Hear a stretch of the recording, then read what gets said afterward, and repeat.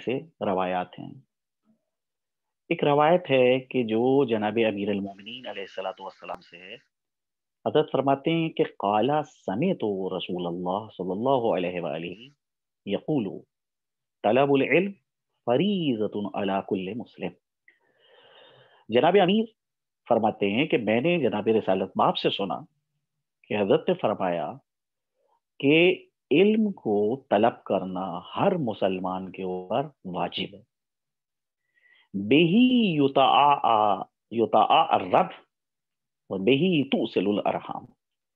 یہ علم ہے کہ جس کے ذریعے سے اللہ کی اطاعت ہوتی ہے، اور بہی توصل الارحام، اور یہ علم ہے کہ جس کے ذریعے سے صلہ رحم کیا جاتا ہے، وہ بہی یعرف الحلال والحرام، اور یہ علم ہے کہ جس کے ذریعے سے انسان کو حلال اور حرام کی شناسائی معرفت ہوتی ہے۔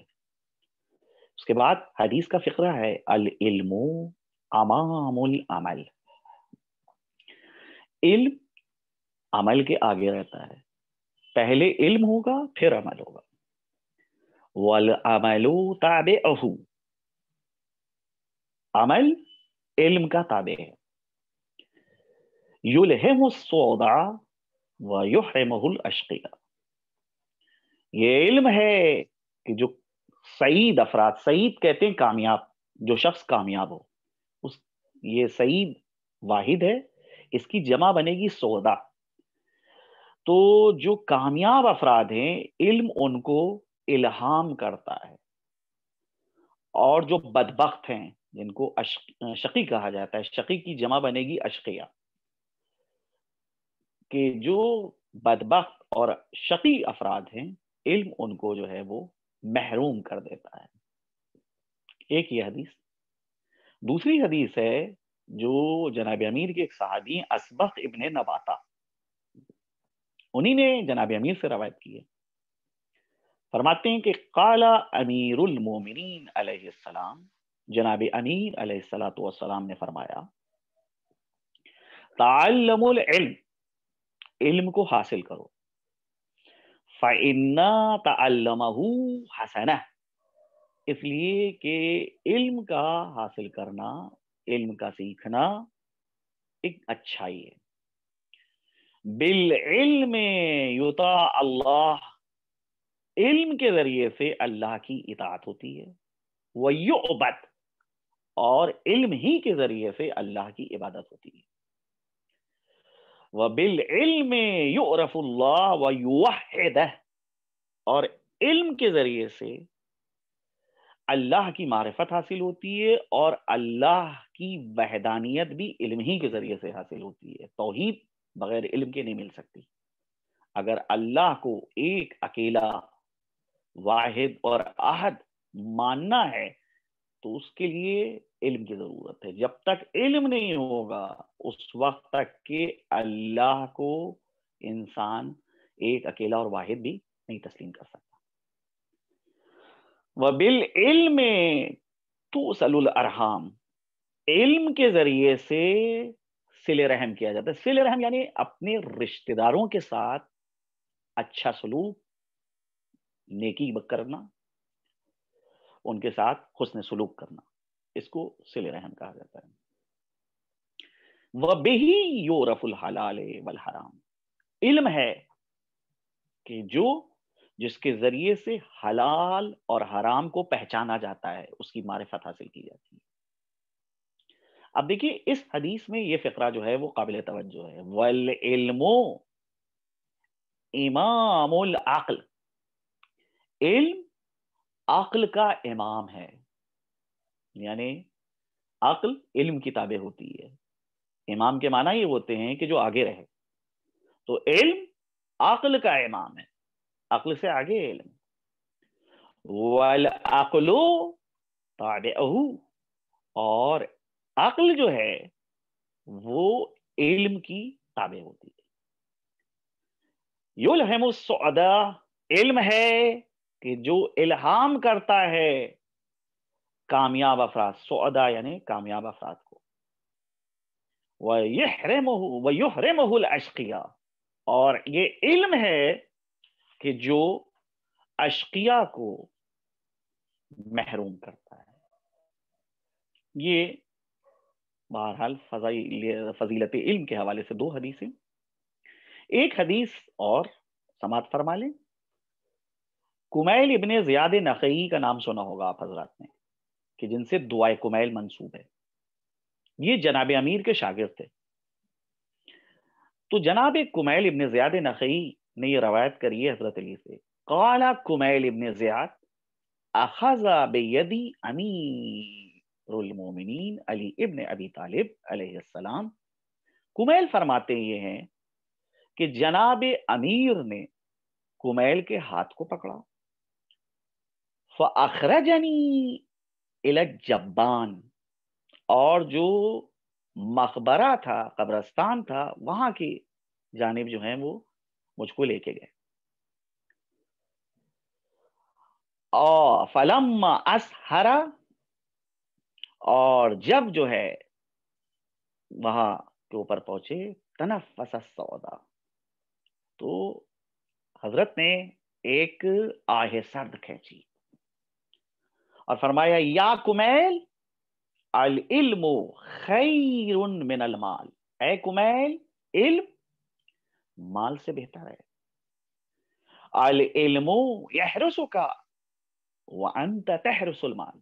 علم وہ ہے کہ جو تمہاری حفاظت کرے گا، اور مال وہ ہے کہ جس کی حفاظت تم کو کرنا پڑے گی.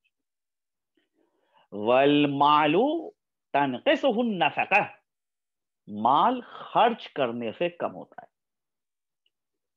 والعلم یزکو علی الانفاق، اور علم خرچ کرنے سے اس کے اندر اضافہ ہوتا ہے. وَصَنِیعُ الْمَالِ یزول بزوالہ، اور جو مال سے بنی ہوئی چیزیں ہیں وہ بہت جلدی ختم ہو جاتی ہیں، لیکن جو علم ہے وہ اپنی جگہ کے اوپر برقرار رہتا ہے. یہ تین حدیثیں ہیں کہ جو ہم کو علم کی فضیلت کے حوالے سے ہم نے بیان کری، اور اس جانب اشارہ کر رہی ہیں کہ علم جو ہے وہ انسان کے لیے کتنا ضروری ہے. ہمارا سب سے بڑا مسئلہ یہ ہے کہ دین کے حوالے سے ہماری معلومات بالکل صفر ہے، ہم کچھ نہیں جانتے ہیں. اگر ہم اپنا تجزیہ کریں، تحلیل کریں، اپنا محاسبہ کریں، اپنا جائزہ لیں، تو ہم کو یہ نظر آتا ہے کہ فقہ میں آپ دیکھیے کہ جو پہلا چیپٹر ہے فقہ کا، پہلا باب، وہ ہے کتاب الطہارہ. کتاب الطہارہ سے لے کر کتاب الدیات تک آخری باب ہے، آخری چیپٹر ہے فقہ کا، کتاب الدیات. جتنی بھی معلومات ہم کو ہے وہ سب کی سب، اکثر معلومات جو ہے ہم کو جو اتنے سال کا تجربہ حاصل ہوا ہے کہ پبلک کو اکثر معلومات جو ہے وہ غلط ہیں. وہ جتنی بھی چیزیں جانتے ہیں وہ سب سنی سنائی چیزیں ہیں. یہی حال عقائد کے حوالے سے ہے کہ عقائد میں بھی جو ہے معلومات ہماری نہ ہونے کے برابر ہے. سب سے بڑا مسئلہ یہ ہے کہ اگر ایک شخص مریض ہے اور وہ اپنے مرض کے متعلق جانتا ہو، آگاہی رکھتا ہو کہ وہ مریض ہے، تو اس کے علاج میں بڑی آسانی ہوتی ہے، تو اسے پتا ہے کہ ہاں وہ مریض ہے. لیکن اگر ایک شخص جو ہے وہ مریض ہو اور اسے یہ بھی نہ پتا ہو کہ وہ مریض ہے، تو یہ بہرحال جو ہے وہ بڑی دشواری اس کے علاج میں ہو جاتی ہے. مسئلہ آج ہمارا اور ہمارے جوانوں کا اور بزرگوں سے جو میراث ان کو ملی ہے، اس میں یہی ہے مسئلہ کہ اکثریت ایسی ہے کہ جس کو نہیں پتا ہے کہ وہ دین کے متعلق کچھ نہیں جانتی ہے. کیونکہ دین کے حوالے سے کچھ رسموں کا انجام دینا، عزاداری سید الشہداء میں شرکت کرنا، مجالس کے اندر شرکت کرنا، نوحہ خوانی کرنا، نوحے کو پڑھنا، یا جو ہے سلام کو پڑھنا، پبلک یہ خیال کرتی ہے کہ گویا کہ وہ دیندار ہے. بہت بڑا مسئلہ ہے کہ بہت بڑا اس شخص کو دیندار سمجھ لیا جاتا ہے کہ جو 5 وقت کی نماز پڑھے، یہ بڑا پکا دیندار ہے. جبکہ دین کا مفہوم اس سے زیادہ بڑا وسیع ہے. یہ تو ظاہری چیز ہے کہ ایک مسلمان کے اوپر لازم ہے کہ وہ نماز کو پڑھے. عزاداری سید الشہداء جو ہے وہ دین کا ایک جز ہے، پورا دین نہیں ہے. تو دین کیا ہے، اس کی حقیقت کیا ہے، اس حقیقت کو نہ ہم جاننے کی کوشش کرتے ہیں اور نہ جو ہے اس سلسلے میں جستجو کرتے ہیں کہ تلاش کریں، کوشش کریں اور اپنے جہل کو اور اپنی نادانی کو دور کرنے کی کوشش کریں. بہرحال یہ ایک قوم کے حوالے سے ایک درد ہے. اور گزشتہ کے مقابلے میں اس وقت جو یہاں کے اوپر بیداری نظر آ رہی ہے وہ قابل تحسین ہے، قابل تعریف ہے کہ گزشتہ کے مقابلے میں اس وقت جو ہے وہ جوان جو ہیں وہ دینی تعلیم کی جانب رجحان رکھتے ہیں اور وہ کوشش کر رہے ہیں کہ دین کے متعلق جو ہے معلومات حاصل کریں. کیف آج جو اب نے ہمارا درس ہے عقائد کے حوالے سے، اس کو میں شروع کر رہا ہوں. لفظ دین ایک عربی لفظ ہے. لغت اور ڈکشنری میں جو دین کے معنی ہیں وہ اطاعت اور جزا کے معنی ہے. چنانچہ سورہ حمد کے اندر ہم اور آپ جب پڑھتے ہیں مالک یوم الدین، تو اس کا ترجمہ یہی ہوتا ہے کہ وہ روز جزا کا مالک ہے. تو دین کا لغت میں ایک الگ معنی ہے اور اصطلاح یعنی خود دین کی زبان میں دین کی ایک الگ تعریف ہے.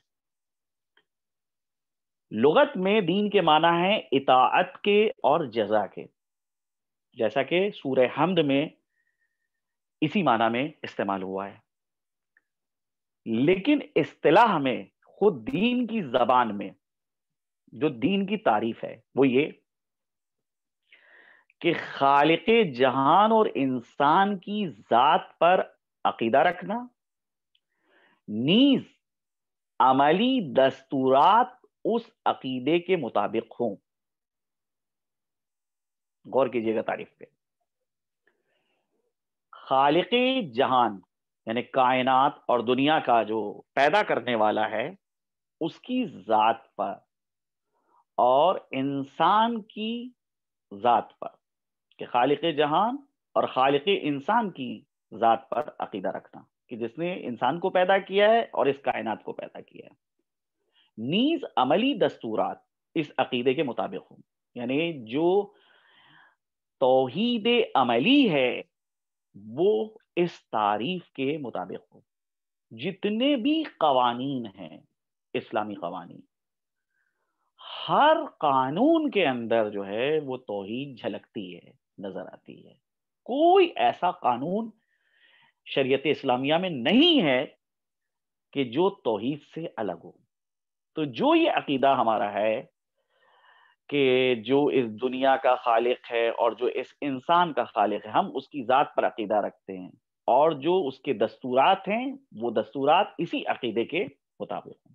اس تعریف کے مطابق جو لوگ خالق کائنات پہ عقیدہ نہیں رکھتے ہیں یا دنیا کو تصادف کے نتیجے میں مانتے ہیں. تصادف یہ دیکھیے یہ الفاظ ہیں کہ جن کو ہمیں اور آپ کو یاد کرنا پڑے گا.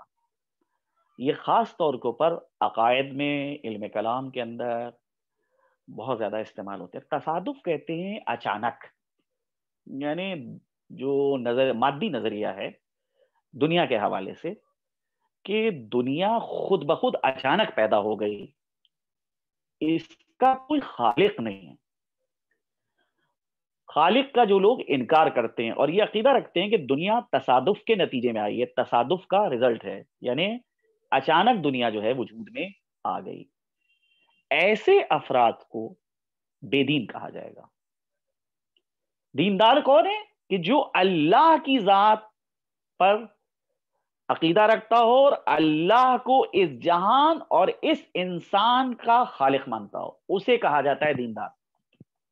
لیکن جو اللہ کی ذات کو نہ مانے، اس کا انکار کرے اور کائنات کے حوالے سے یہ یقین رکھتا ہو، یہ عقیدہ رکھتا ہو کہ یہ کائنات تصادف کا نتیجہ ہے، اچانک خود بخود وجود میں آ گئی، اس کو کسی خالق نے پیدا نہیں کیا ہے، تو ایسے افراد کو ہم بے دین کہتے ہیں۔ اب سوال یہاں کے اوپر ایک یہ اٹھتا ہے، ابھی نے تعریف بیان کری دین کی، ایک لغت کے اعتبار سے تعریف بیان کری کہ لغت میں دین کے کیا معنی ہے، اور ایک اصطلاح میں۔ اگرچہ اصطلاحی تعریف بعض علماء نے اس سے ذرا دقیق بیان کری ہے، میں نے کوشش یہ کی ہے کہ تعریف کو جو ہے ذرا آسان رکھا جائے، ورنہ بعض علماء نے جو اصطلاحی تعریف دین کی بیان کری ہے وہ یہ کہ دین ایک عمارت کے مانند ہے، جس کے اندر جو ہے عقائد بھی پائے جاتے ہیں، قوانین بھی پائے جاتے ہیں، اور اخلاقی اقدار بھی پائے جاتے ہیں۔ تو تین چیزیں ہیں کہ جن سے مل کر دین جو ہے تشکیل پاتا ہے: عقائد اور قوانین اور اخلاق۔ اگر تنہا اخلاق ہے اور عقائد اور قانون نہیں ہے تو بھی اس کو دین کا نام نہیں دیا جائے گا، یا تنہا جو ہے قوانین ہو لیکن عقیدہ نہ ہو تب بھی جو ہے اس کو دین کا نام نہ دیا جائے گا، اور اگر تنہا جو ہے صرف اور صرف عقائد ہیں، قوانین نہ ہو تب بھی جو ہے ہم اس کو دین کا نام نہیں دے سکتے۔ تو دین تشکیل پا رہا ہے، مرکب ہے، مل کے بنتا ہے تین چیزوں سے، تین جز ہیں دین کے: عقائد، اخلاق اور قوانین۔ ان کے مجموعے کا نام ہے دین۔ اب عقائد میں اصول دین آ گئے، قوانین کے اندر وہ پوری فقہ کی بحث کہ جو فقہ کی مفصل کتابوں کے اندر ذکر ہوئی ہے وہ قوانین کے اندر شامل ہے، اور اخلاقی اقدار کے حوالے سے جو اخلاقی اقدار ہمارے علماء نے احادیث کی روشنی میں بیان کرے ہیں یا احادیث میں بیان ہوئے ہیں، مثال کے طور پہ ملا احمد نراقی کی اخلاق کے حوالے سے بہت اچھی کتاب ہے معراج السعادہ، اس کا غالباً اردو میں بھی جو ہے خلاصہ ہو چکا ہے، اور گجراتی میں تو پورا اس کا ترجمہ ہو چکا ہے۔ اس کے علاوہ جو ہے اور دیگر جو علماء ہیں ان کی جو ہے اخلاقی موضوعات کے اوپر جو ہے وہ کتابیں ہیں، فیض کاشانی کی کتاب ایک ہے، وہ بھی جو ہے اخلاق کے موضوع کے اوپر ہے۔ تو اخلاقی اقدار کے حوالے سے الگ الگ لوگوں نے کام کیا ہے۔ تو تنہا اگر اخلاق کو لے لیا جائے اور قوانین اور عقائد نہ ہو تو اس کو دین کا نام نہیں دیا جائے گا، کیونکہ یہ تینوں چیزیں جو ہیں عقائد، اخلاق اور قوانین، ان میں آپس میں ایک خاص ربط پایا جاتا ہے۔ قوانین عقیدہ توحید ان کے اندر نظر آئے گا، اخلاق کی اقدار ان کے اندر بھی عقیدہ توحید کی جھلکیاں نظر آتی ہیں۔ تو یہ تینوں چیزیں جب ملتی ہیں تو دین کا مجموعہ جو ہے وہ تشکیل پاتا ہے۔ افسوس کی چیز ہے کہ بعض لوگ جو ہیں وہ ایک چیز حصے کو لے لیتے ہیں اور دوسرے حصے کو نظر انداز کر دیتے ہیں۔ یہاں کے اوپر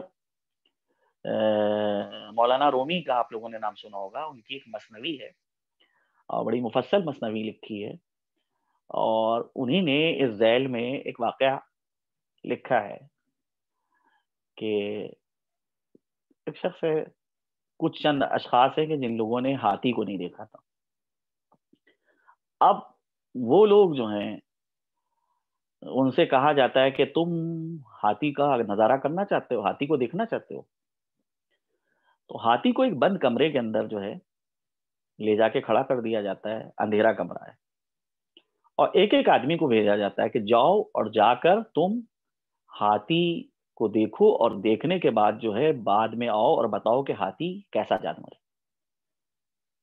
اب ایک شخص گیا اور اس نے جو ہے وہ ٹٹولنا شروع کیا، تو اس کی ہاتھی کی سونڈ کے اوپر اس کا ہاتھ پڑا، تو وہ آیا اور اس نے جو ہے آ کر کہا کہ ہاتھی ایک ایسا جانور ہے کہ جس کی ساخت اور جس کی بناوٹ جو ہے وہ رسی کی طرح سے ہوتی ہے، سخت رسی کی طرح سے ہوتی ہے۔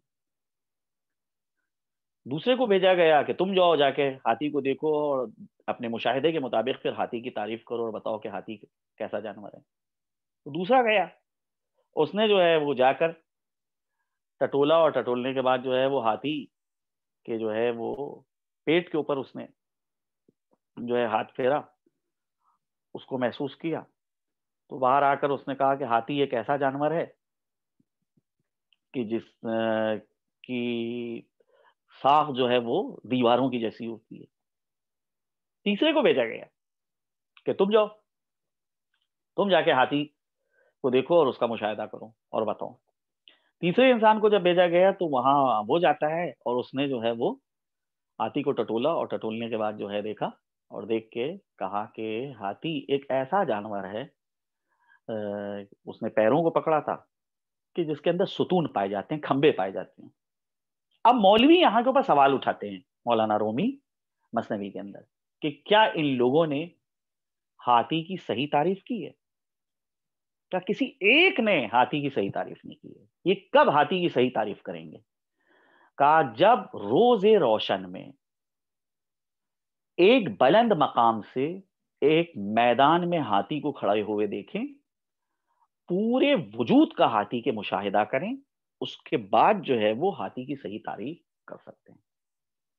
ویسے ہی دین کا مسئلہ ہے کہ کچھ افراد عقائد پہ زور دیتے ہیں کہ عقیدہ جو ہے اس کو مضبوط کرنا چاہیے۔ یقیناً عقیدے کی اہمیت ہے، لیکن اس عقیدے کی کیا اہمیت ہوگی کہ جس کے اندر عمل نہ پایا جاتا ہو۔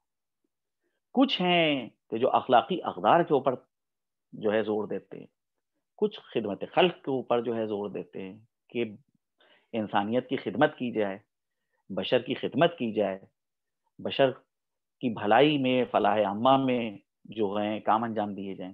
ہر ایک جو ہے وہ اپنی سوچ کے مطابق جو ہے بتاتا ہے کہ یہ ہے دین، لیکن کوئی ایک بھی جو ہے صحیح طریقے سے دین کی تعریف نہیں کر رہا ہے۔ دین کی تعریف صحیح طریقے سے وہی کر سکتا ہے کہ جو دین کی مکمل معرفت رکھتا ہو، مکمل طور پہ دین کو پہچانتا ہو۔ تو جو دین شناس افراد ہیں ان سے جو ہے دریافت کرنا پڑے گا کہ دین کی کیا تعریف ہے۔ تو انہیں نے کہا کہ دین مجموعہ ہے چند عقائد، چند قوانین اور چند اخلاقی اقدار کا۔ یہ مجموعہ اگر کسی کے پاس ہے تو ایسے شخص کو دیندار کہا جائے گا، لیکن اگر یہ مجموعہ جو ہے وہ کسی کے پاس نہیں ہے یا ان میں سے کوئی ایک چیز پائی جا رہی ہے تو ایسے شخص کو مکمل طور پہ ہم متدین اور دیندار نہیں کہہ سکتے۔ یہ تو بات تھی جہاں تک دین کی تعریف کے حوالے سے۔ اس کے بعد اب ایک سوال اٹھتا ہے کہ انسان کو دین کی ضرورت کیوں ہے؟ بہت اہم سوال ہے، اور آج کی جدید اور نئی دنیا کے اندر جو ہے اس سوال کو نوجوان بھی بہت زیادہ پیش کرتے ہیں کہ کیا ضروری ہے کہ ہم دین کو اختیار کریں؟ کیا ہم بغیر دین کے دنیا کے اندر زندگی نہیں گزار سکتے ہیں؟ ایسی ہمارے وجود کے اندر کیا کمی ہے کہ دین اس کمی کو دور کرے گا؟ تو کیوں لازم ہے کہ ہم دین کی کو اختیار کریں اور دینی عقائد جو ہیں ان پر عقیدہ رکھیں، دینی قوانین کے اوپر عمل کریں، دین کے نے جو اخلاقی اقدار بیان کرے ہیں ان کے اوپر چلنے کی کوشش کریں؟ تو یہ جوانوں کی جانب سے سوال ہوتا ہے کہ دین کی آخر کیوں ضرورت ہے؟ بہرحال اس سوال کا جواب جو ہے وہ ابھی تھوڑی دیر بعد آپ کے سامنے عرض کیا جائے گا۔ سب سے پہلے تو اس چیز کو سمجھ لیجیے کہ انسان کو جن چیزوں کی ضرورت ہوتی ہے، اگر ہم ان ضرورتوں کو تقسیم کریں اور بانٹیں تو 3 قسم کی ضرورتیں انسان کو ہوتی ہیں: انفرادی ضرورت، اجتماعی اور سماجی ضرورت، اور ایک عالی اور بلند ضرورت. انفرادی ضرورت مثال کے طور پہ کہ بھائی شخصی تو ضرورت ہے انسان کی یہ. مثال کے طور پہ انسان کو کھانے کی ضرورت ہے، اس کو بھوک لگتی ہے تو کھانا چاہیے، اس کو پہننے کے لیے کپڑا چاہیے، اس کو اپنی خواہشات نفسانی کو پورا کرنے کے لیے شادی کی ضرورت ہے، اس کو رہنے کے لیے کہیں کے اوپر گھر کی ضرورت ہے. یہ ساری ضرورتیں جو بیان کی جا رہی ہیں یہ شخصی ضرورتیں ہیں، انفرادی ضرورتیں. اس کے بعد دوسری ضرورت ہوتی ہے جو اجتماعی ضرورت ہوتی ہے، سماجی ضرورت ہوتی ہے، سوسائٹی کی ضرورت ہے یہ. اور یہ ضرورت جو ہے جو اجتماعی ضرورت ہے، جیسے کہ انسان جب سماج کے ساتھ زندگی گزار رہا ہے، معاشرے کے ساتھ زندگی بسر کر رہا ہے، تو اس کو بہرحال قوانین کی ضرورت ہے، مقررات کی ضرورت ہے، ایک رہبر کی بھی ضرورت ہے، ایک لیڈر کی بھی ضرورت ہے کہ جو اس کو رہنمائی کرے. تو یہ سماجی ضرورت ہے، یہ اجتماعی ضرورت ہے. تو تیسری ضرورت جو ہے جس کو عالی اور بلند ضرورت سے تعبیر کیا گیا ہے کہ انسان بعض چیزوں کی معرفت حاصل کرنا چاہتا ہے. مثال کے طور پہ کائنات کے حوالے سے انسان کے ذہن کے اندر سوالات اٹھتے ہیں، جو مختلف چیزیں کائنات کے اندر بکھری ہوئی ہیں جن کو ہم آیات الہیہ سے تعبیر کرتے ہیں کہ یہ آیات الہیہ. دیکھیے کائنات میں جتنی بھی چیزیں ہیں، ہر چیز وہ آیت ہے خدا کی. آیت کے معنی ہوتے ہیں نشانی، یعنی اس کے ذریعے سے خدا تک پہنچا جا سکتا ہے، خدا کی معرفت حاصل کی جا سکتی ہے. تو یہ جو کائنات کے اندر مختلف چیزیں بکھری ہوئی ہیں، ان کے اسرار کیا ہیں، ان کا راز کیا ہے ان کی خلقت کا. مثال کے طور پہ حضرت امام جعفر صادق علیہ السلام منصور دوانقی کے دربار میں پہنچے، بلایا گیا تھا حضرت کو. اتفاق یہ ہے کہ منصور کے چہرے کے اوپر بار بار مکھی آ کے بیٹھ رہی تھی. اس نے جیسے امام کو دیکھا فوراً حضرت سے یہ سوال کیا کہ اے ابا عبداللہ، حضرت کی کنیت تھی ابا عبداللہ، یہ بتائیے کہ خدا نے مکھی کو کیوں پیدا کیا ہے؟ حضرت نے فرمایا لِيُضِلَّ بِهِ الْجَبَابِرَ، اس کے ذریعے سے، مکھی کے ذریعے سے خدا چاہتا ہے ظالم اور جابر افراد کو ذلیل کرے، ان کو بتائے کہ تمہاری حیثیت کیا ہے، تم خدا کے مقابلے پہ آ رہے ہو، تمہاری حیثیت یہ ہے کہ تم اتنے کمزور ہو، اتنی ناتوانی تمہارے اندر پائی جاتی ہے کہ اگر تمہاری ناک کے اوپر مکھی آ کے بیٹھ جائے تو تم اس مکھی کو ہکا نہیں سکتے. تو یہاں پر حضرت نے جو مکھی کی خلقت کے حوالے سے ذکر کیا کہ ستمگروں اور ظالم افراد کی کو ذلیل کرنے کے لیے یہ ایک حکمت بیان کری ہے، ساری حکمتیں نہیں بیان کری ہیں کیونکہ اس وقت اس حکمت کا تقاضا تھا کہ منصور جیسے ظالم اور جابر کے سامنے اسی حکمت کو بیان کیا جائے. لیکن اور بھی حکمتیں ہیں، اللہ نے اس کو کیوں پیدا کیا، اس کے اور کیا فوائد ہیں. تو چاہے جانوروں کا مسئلہ ہو، چاہے پیڑ پودوں کا مسئلہ ہو، چاہے پتھروں کا مسئلہ ہو، انسان جب ان آیات کو کہ جو کائنات کے اندر آیات بکھری ہوئی ہیں دیکھتا ہے، یہ نشانیاں ہیں، تو انسان کے ذہن میں یہ سوال آتا ہے کہ اللہ نے ان آیات کو کیوں پیدا کیا. تو بہرحال جب یہ سوال ذہن میں اٹھتا ہے تو اس کا جواب بھی انسان کو چاہیے. بھائی کتنے افراد تھے کہ جن لوگوں نے نہ معلوم کتنی مرتبہ یہ واقعہ دیکھا ہوگا، کتنے افراد کے سامنے جو ہے یہ چیز جو ہے وہ نظروں سے گزری ہوگی کہ اوپر سے نیچے کی جانب جو ہے کوئی چیز گرتی ہے لیکن نیچے سے اوپر کی جانب کوئی چیز نہیں جاتی ہے، مگر کبھی ان کے ذہن کے اندر سوال نہیں آیا. ایک نیوٹن ایسا ہے کہ جس نے جو ہے ایک سیب کو گرتے ہوئے دیکھا تو پھر اس کے ذہن میں یہ سوال آیا کہ آخر اوپر سے نیچے کی جانب یہ چیز کیوں آ رہی ہے، یہ سیب نیچے کیوں آیا، بلندی کی جانب کیوں نہیں جا رہا ہے؟ تو جیسے نیوٹن کے ذہن میں سوال آیا، ایسے ہی بہت سے لوگ ہیں کہ جو بیدار افراد ہیں، جن کی عقل جو ہے وہ فعال ہے، جو غرض خلقت سے واقف ہے، جو جانتے ہیں کہ ان کو اللہ نے بےہودہ نہیں پیدا کیا ہے، بیکار نہیں پیدا کیا ہے، جو قرآن کریم کی اس آیت کو اپنی زبان کے اوپر جاری کرتے ہیں کہ پروردگارہ ما خلقت ھذا باطلا، پروردگارہ تو نے اس کائنات کو، اس دنیا کو فضول نہیں پیدا کیا ہے، بیکار نہیں پیدا کیا ہے، تو نے صاحبان عقل کو دعوت فکر دی ہے۔ بہرحال یہ انسان کے ذہن کے اندر جو ہے وہ سوالات اٹھتے ہیں کائنات کے بارے میں، اور وہ جو ہے ان کے جوابات جو ہے وہ تلاش کرنا چاہتا ہے کہ ان کے متعلق جو ہے اس کو معرفت ملے۔ تو انسان جو ہے وہ اسی اعتبار سے دین کے حوالے سے بھی جو ہے اس کے ذہن میں سوال اٹھتا ہے کہ دین جو ہے آخر کیوں اختیار کیا جائے، کس لیے اختیار کیا جائے۔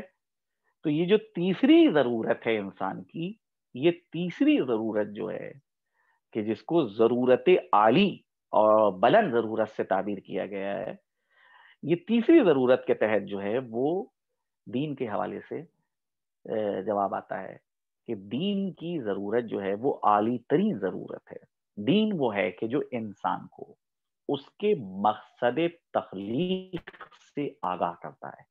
دین وہ ہے کہ جو انسان کو بتاتا ہے کہ وہ اس دنیا میں نہیں بھیجا گیا ہے۔ دیکھیے جناب امیر کا ایک فقرہ ہے، بڑا عجیب فقرہ ہے، یہ نہج البلاغہ کے اندر جو حضرت نے عثمان ابن حنیف جو بصرے کے گورنر تھے حضرت کے دور میں، ان کو جو خط لکھا ہے اس کے اندر یہ فقرہ موجود ہے کہ جب حضرت کو یہ خبر ملی کہ عثمان ابن حنیف کو چند لوگوں نے دعوت کے اوپر بلایا تھا، بصرے کے بعض امیر لوگوں نے عثمان ابن حنیف کو دعوت پہ بلایا، تو حضرت نے ان کو تنبیہ کی اور کہا کہ کیوں تم ایسی دعوت میں گئے، ایسے دسترخوان کے اوپر تم کیوں بیٹھے کہ جس دسترخوان کے اوپر غربا کو اور مساکین کو دعوت نہیں دی جاتی ہے، عمرہ کو بلایا جاتا ہے۔ وہیں اسی خط کے اندر یہ فقرہ حضرت کا ہے کہ جو ہماری بحث سے ربط رکھتا ہے، کہ جس میں حضرت فرماتے ہیں دیکھو کیا میں اس جانور کی طرح سے ہو جاؤں کہ جو صرف اور صرف اپنے پیٹ بھرنے کی فکر کرتا ہے اور اس کو اس بات کی فکر نہیں ہوتی ہے کہ جتنا زیادہ گوشت اس کے جسم کے اوپر چڑھے گا اتنی جلدی جو ہے وہ چھری کے ماتحت آئے گا۔ کیا میں اپنے انجام کی فکر نہ کروں؟ کیا میں اس بات کے اوپر اکتفا کروں کہ لوگ مجھ کو امیر المومنین کہتے ہیں، مومنوں کا امیر کہتے ہیں، لیکن خود میں مومنوں کی مشکلات میں ان کے ساتھ شریک نہ ہوں؟ تو یہ فقرہ جو ہے وہ مقصد تخلیق کی ترجمانی کر رہا ہے کہ اللہ نے انسان کو کیوں پیدا کیا ہے، کس لیے پیدا کیا ہے۔ کیا اس لیے پیدا کیا ہے کہ انسان دنیا میں آئے اور اپنی زندگی کو بےہودہ کاموں کے اندر صرف کریں، یا اللہ نے کسی مقصد اور ہدف کے تحت جو ہے انسان کو پیدا کیا؟ انسان جب اپنے آپ اپنی ذات کی معرفت نہیں رکھتا ہے تو بہت ہی معمولی معمولی کاموں میں جو ہے اپنی پوری زندگی کو صرف کر دیتا ہے، اس کو نہیں پتا کہ اس کا وجود کی کیا قیمت ہے۔ ایک شعر ہے عربی میں جو جناب امیر کی جانب منسوب ہے، جس میں حضرت فرماتے ہیں اتزعم انک جرم صغیر فیک انطوی عالم اکبر، اے انسان تو کیا خیال کرتا ہے کہ تو ایک معمولی سا جسم ہے؟ ارے تو اپنی ذات کا مشاہدہ تو کر، اللہ نے پورا ایک عالم تیرے اندر پوشیدہ رکھا ہے۔ تو بہرحال وجود انسانی اللہ کی صنعتوں میں سے، اللہ کی مخلوق میں سب سے بہتر مخلوق کہ جس کو اللہ نے تاج اشرفیت بخشا، اپنا خلیفہ بنایا. اب اگر اللہ نے انسان کو پیدا کیا ہے تو انسان کے ذہن میں یہ سوال ضرور آتا ہے، اگر نہیں آتا ہے تو وہ منجمد انسان ہے. بیدار انسان کے ذہن کے اندر یہ قطعاً سوال پیدا ہوتا ہے کہ میں کیوں پیدا کیا گیا ہوں، میرا مقصد تخلیق کیا ہے. کیا میں ابس پیدا کیا گیا ہوں، بےہودہ پیدا کیا گیا ہوں، میرا کوئی مقصد تخلیق نہیں ہے؟ نہیں. دین وہ ہے کہ جو انسان کو اس کے ان سوالات کا جواب دیتا ہے. باہر کیف میں سمجھتا ہوں کہ آج پہلا جلسہ ہے، تو اگر بحث کو یہیں تک کے رکھا جائے اور انشاءاللہ اس کے بعد جو ہے وہ اس سلسلے کو آگے بڑھایا جائے گا. دوستوں کی خدمت میں ہوں. دوست جو ہیں وہ اگر کچھ بحث سے مربوط جو ہے کوئی چیز ہے تو اس کے حوالے سے اگر سوال کرنا چاہیں تو میں حاضر ہوں. وآخر دعوانا والحمدللہ رب العالمین. اللہم صلی علی صلی اللہ محمد محمد وآل وآل محمد. جزاک اللہ. بہت بہت اچھا. کسی کو کوئی سوال اگر ہے اس سے متعلق، آئی تھنک بہت اچھا انٹروڈکٹری جو ہے آج کلاس تھا. انشاءاللہ نیکسٹ ویک سے ہم لوگ اور جو ہے ڈیٹیل میں جائیں گے، تو اگر کسی کو کچھ پوچھنا ہو. ماشاءاللہ مولانا صاحب بہت اچھا آپ نے بتایا علم کی امپورٹنس اور دین کا ہونا کیوں ہمارے لیے ضروری ہے. میرا کوشچن صرف یہ تھا کہ علم جو ہے اس میں دینی علم کی طرف ہمارے آئمہ اشارہ کر رہے ہیں، یا اس میں دین کے ساتھ ساتھ دنیاوی علم جو ہے اس کا بھی ذکر ہے، تو وہ کس کانٹیکسٹ میں کر رہے ہیں؟ صرف دینی علم کی بات کر رہے ہیں یا دنیاوی علم بھی اس میں؟ یہاں پر کوئی قید نہیں ذکر کی گئی ہے کہ دینی علم یا دنیاوی علم، یہ مطلق علم ہے.